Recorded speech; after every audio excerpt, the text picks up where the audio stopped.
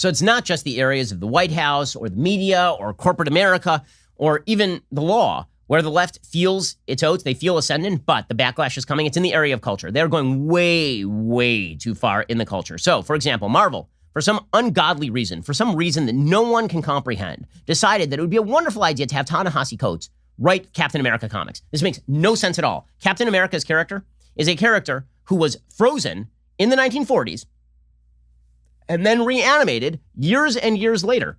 He's supposed to be a refugee from 1940s America, rah-rah. That's why he's Captain America, right? He's supposed to stand for all of the values of the United States. Among them are not. America is a deeply racist country plagued by structural injustices. America's rooted in evil and racism and cruelty. So to have somebody write Captain America, you might want to pick somebody who actually likes the country, who likes the Declaration of Independence and the Constitution, somebody who doesn't think America is evil from its inception. You know, somebody who doesn't think like the 1619 Project. But no, Marvel decided it was not good enough to have Ta-Nehisi Coates write the Black Panther comics. He had to also write the Captain America comics, which is nuts. Okay, Ta-Nehisi Coates is a person who said in an interview with the New Yorker, I believe, he said that on 9/11, he sat on the top of his Brooklyn apartment building, slightly stoned, watched 9/11 happen, watched the planes go into the buildings and people throwing themselves from the 80th story of the World Trade Center down to their deaths, watched the towers collapse, and felt nothing. That's how much he hates the country, Ta-Nehisi Coates. Right? That is something he has said openly, and that was considered okay because, after all, there's been racial evil in America. And Ta-Nehisi Coates, who's gotten extraordinarily wealthy and extraordinarily famous by talking about how terrible America is, he should write the Captain America comic. So on its face, this is an absurdity. It's like having Noam Chomsky write Superman. Right? Truth, justice, and the American way, except that America is an imperialist invader that is constantly destroying countries around the world. Yeah, get Noam to write it. Noam Chomsky should write Superman.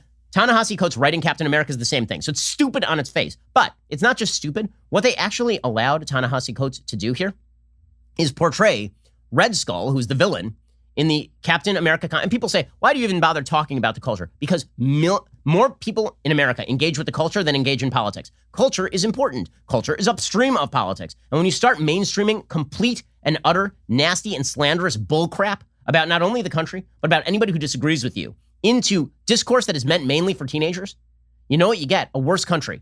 They're going to push too hard here. They really are. So Ta-Nehisi Coates put out this comic. The comic shows Red Skull recruiting people online. You know where this is going, don't you? Recruiting people online, Red Skull, right? Who's a Nazi, right? Red Skull, as a character, is a Nazi who had his face burned off, and he's now a mutant and all this. Okay, and here is the panel. It says the Red Skull. It is a picture of the Red Skull on a laptop, and it says 10 rules for life next to his face. Who do you think that's supposed to be? 10 rules for life. Could that possibly be Jordan Peterson? Just to reiterate the point, just to make sure that you know it's supposed to be Jordan Peterson, it then says in the corner, chaos and order. Because, of course, Jordan's books are all about leading finding order within the chaos, right? These are terms that Jordan frequently uses, and he talks about feminism. And so just to make sure, it says the feminist trap, right? The feminist trap. So you're supposed to know that this is, in fact, Jordan Peterson. And not only that, he then has a reference to Karl Lueger, who, of course, is a deeply famous anti-Semite, viewed as sort of a model for Nazism in the pre-Nazi era. He's sort of the proto-Nazi. So the idea is that Jordan is a Nazi. Okay, that's absurd on its face. It's absurd. It's slanderous. Honest to God, it's disgusting because Ta-Nehisi Coates is just a damned liar. So I know Jordan. I've read pretty much everything Jordan's written. I've watched many of his videos, as you have, I'm sure.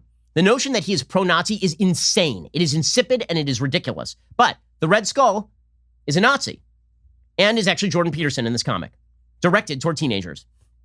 And then there's this other conversation that happens about how Red Skull is recruiting people, in which Captain America says, it's the same for all of them. Young men, weak, looking for purpose. I found the flag. You found the badge. They found the skull.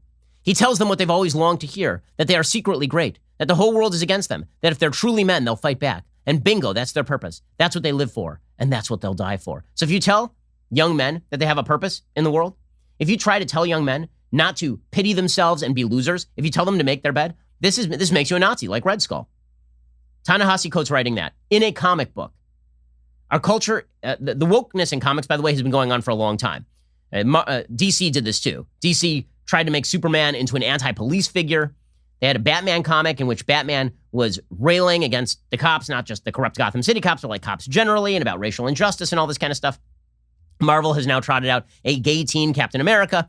And also, like, this is not a surprise, but to have Ta-Nehisi Coates mainlining all of this crap into like the Captain America comic does tell you something about where our culture is. And our entire cultural infrastructure has been taken over by people who are completely removed from the everyday lives of the people with whom they are supposed to be talking. Because your typical comic consumer is not somebody who believes that Jordan Peterson is the Red Skull. Just like your typical consumer of television is not somebody who believes that we should be spending our days fretting over how to turn girls into boys and boys into girls when they are young people, when they are tiny. And yet, this is the direction in which our culture is moving. By the way, there are some soft-hearted Republicans, and I shouldn't say soft-hearted, soft-headed, because they're not soft-hearted. In fact, what they are promoting here is really not soft-hearted. Soft-headed Republicans, Asa Hutchinson, the governor of Arkansas, comes to mind, who was thoroughly shellacked by Tucker Carlson last night on his show, as he should have been, because he decided that he was going to veto a bill, which was then overridden by the Arkansas legislature. The bill prohibited the use of transgender medicine on children below the age of 17, I believe. And he vetoed that. And he said, well, we shouldn't be getting government involved in these areas. Oh, you mean protecting children from the destruction of their bodies by pseudo-medical professionals who don't know the first thing about what they're talking about and are simply following woke precepts with regard to gender? In any case, our culture has been promoting that. That's why we ended up in this situation. So you have Sophia Bush, who says that, that if you don't allow child sex changes, that is tantamount to murder.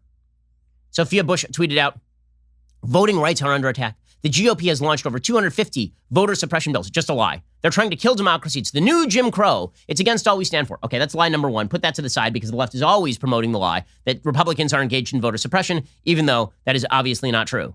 Then she tweeted out, hashtag trans kids are under attack across the country. AR just banned them from accessing healthcare. This is tantamount to murder. Kids will tell us who they are. It's our job to support them, not demonize or harm them. Okay, first of all, the baseline notion that kids will tell you who they are is the biggest load of crap I have ever heard in my life. I have 3 children, all under the age of 8. If my 4-year-old tells me he is a robot, guess what he is not? A robot. You know what it would make me? If I said, okay, you're a robot, it would make me a deeply irresponsible and moronic parent.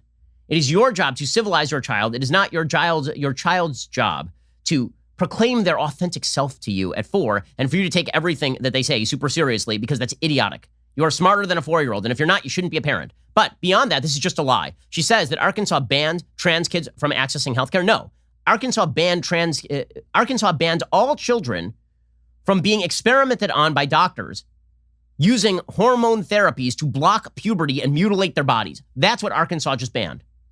But don't worry, if you watch our culture, this is not just a position, this is the position. It's a position that is parroted by the entire mainstream media, which uses the exact same phraseology with regard to the Arkansas bill. The idea is that if you as a state don't allow doctors to practice medical chicanery on children, that if you don't allow doctors to mutilate children with hormone therapy, again, you don't know the long-term costs of using puberty blockers on an 8-year-old, that if you do this, then this somehow makes you a murderer. A murderer. Whereas presumably you're a better person if you say a 7-year-old is gender confused because we keep preaching to them in public school that they might be a member of the opposite sex and they don't know what that means because it doesn't make any internal sense. And also, they don't know what it means because they are children. So number one, if you're an adult, you shouldn't know what it means because it makes no sense. If you're a child, you certainly shouldn't know what it means because you're stupid and it makes no sense. And yet the idea here from our entire media and from our entire cultural sphere is that if you stand in the way of this, that you are somehow the bad guy. The backlash to this is going to happen. It is going to be tremendous. There will be a backlash to all of this. There'll be a backlash to the coarsening of our culture. I mean, and the left is begging for it at this point because what they want is the shock value, right? They want to push the boundaries. Did you know that every like on this video creates one additional leftist tier? Don't ask me why. That's called science. To take advantage of this amazing opportunity, hit the like button.